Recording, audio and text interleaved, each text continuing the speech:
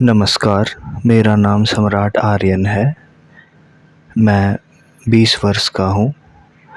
मैं बहादुरगढ़ हरियाणा का रहने वाला हूँ और मैं अभी एक विद्यार्थी हूँ। मेरी लघु कथा कुछ इस प्रकार है। लघु कथा का शीर्षक है सच्चाई। परीक्षा भवन में बैठा बैठा प्रद्युम्न थोड़ा खिन्न मन से अपने सहपाठियों की गतिविधियों का अवलोकन कर रहा था।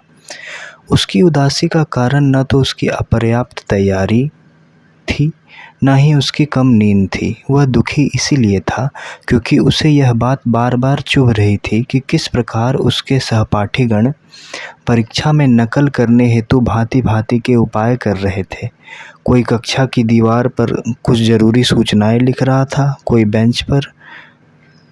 बेंच को स्थानांतरित कर रहा था, कोई श्याम पट्टिका पर कुछ लिख रहा था।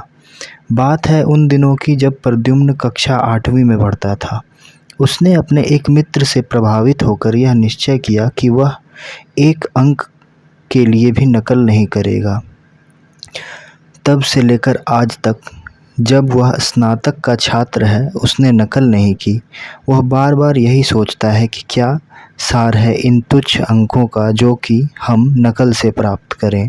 क्या कुछ अंक हमारी ईमानदारी सच्चाई से भी बड़े हैं? क्या हम इतने गिर चुके हैं कि कुछ अंकों के लिए हमें झूठ और अन्याय का सहारा लेना पड़े, या कि हम अंकों के इतने बड़े गुलाम हैं? क्या हमारी कोई अंतरात्मा नहीं है? क्या हमारी कोई गरिमा गौरव नहीं है? क्या हम इतने छोटे लोग हैं?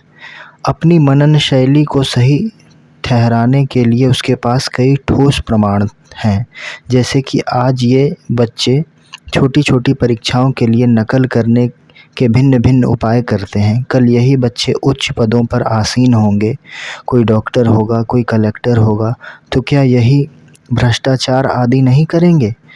क्या बीज को देखकर कोई यह बता सकता है कि कल को यह कितना बड़ा दरख्त हो जाएगा? नहीं ना। और ये वही लोग हैं जो आए दिन भ्रष्टाचार का रोना रोते हैं।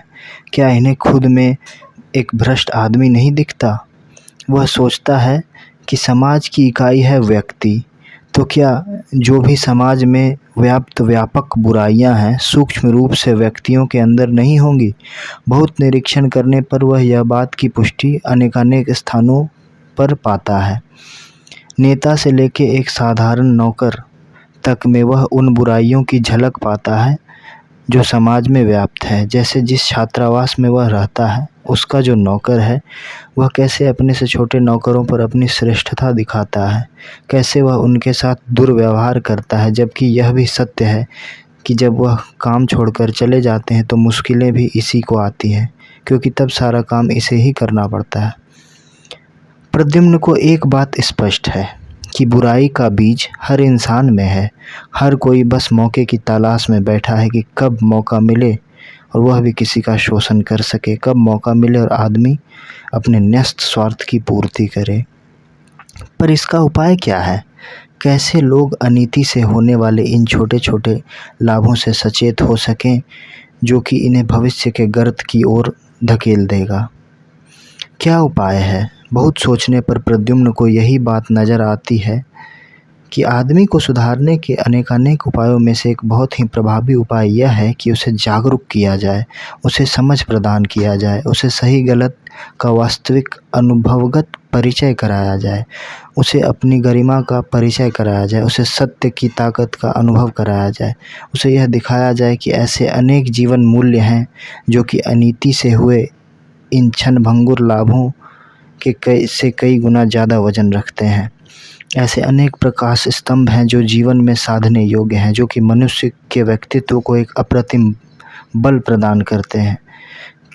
किस प्रकार अगर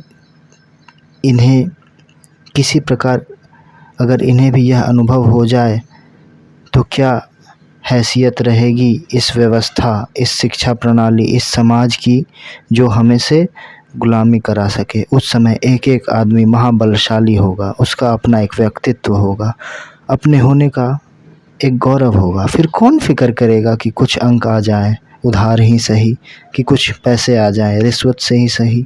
लोगों में एक तरह की सच्चाई व ईमानदारी होगी, कर्तव्य निष्ठा होगी। आह, वह भी क्या समाज होगा। प्रद्युम्न इन्हीं सब उधेड़बुन में लगा था कि अचानक परीक्षा भवन में प्रोफेसर के आने से छात्र अपने उचित स्थानों पर चले गए। प्रोफेसर ने छात्रों को अपने बैग को बाहर रखने का आदेश दिया। उसके उपरांत प्रोफेसर ने डराते हुए बच्चों को कहा कि अगर किसी के पास कोई अमान्य वस्तु है तो वह अभी दे दे, नहीं तो बाद में मिलने पर अंजाम बुरा होगा। यह सुनकर प्रद्युम्न न जाने क्यों मुस्कुराने लगा। धन्यवाद।